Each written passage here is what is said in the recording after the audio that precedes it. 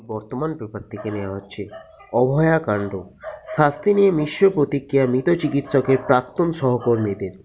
আরজিকর কাণ্ডে দোষী সঞ্জয় রায়ের সাজা ঘোষণার অপেক্ষায় ছিলেন মৃত চিকিৎসকের প্রথম কর্মজীবনের সহকর্মীরা।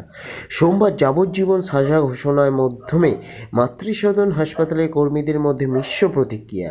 এই রায়ে খুশি সহকর্মীদের একটা বড় অংশ।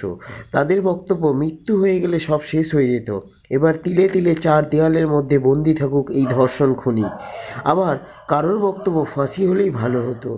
মৃতা চিকিৎসকের হাতেখড়ি হয়েছিল মধ্যমগ্রাম পৌরসভা পরিচালিত মাতৃসদন হাসপাতালে। 2019 থেকে 2022 সাল পর্যন্ত এখানে কাজ করেছিলেন। কোভিডের বিরুদ্ধে সামনের সারিতে থেকে লড়াই করেছিলেন, কাজের প্রতি দায়বদ্ধতা ছিল। 2022 সালে আরজি করে এমডি করার সুযোগ পাওয়ার পর মাতৃসদনের কর্মীদের সঙ্গে আনন্দ ভাগ করে নিয়েছিলেন।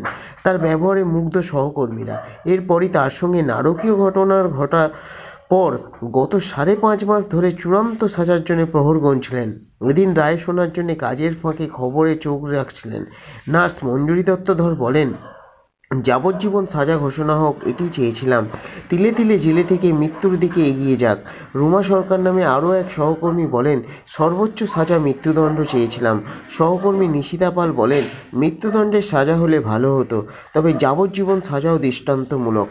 অ্যাম্বুলেন্স চালক সমীর ভট্টাচার্য বলেন, যাবজ্জীবন জেলের কোঠরিতে অনুশোচনা করবে। হাসপাতালে ওয়ার্ড মাস্টার সুশান্ত পাল বলেন, বিচারকের পর্যবেক্ষণ ঠিক, শাস্তির জ্বালা সহ্য করতে হবে চার দেয়ালের মধ্যে থেকে।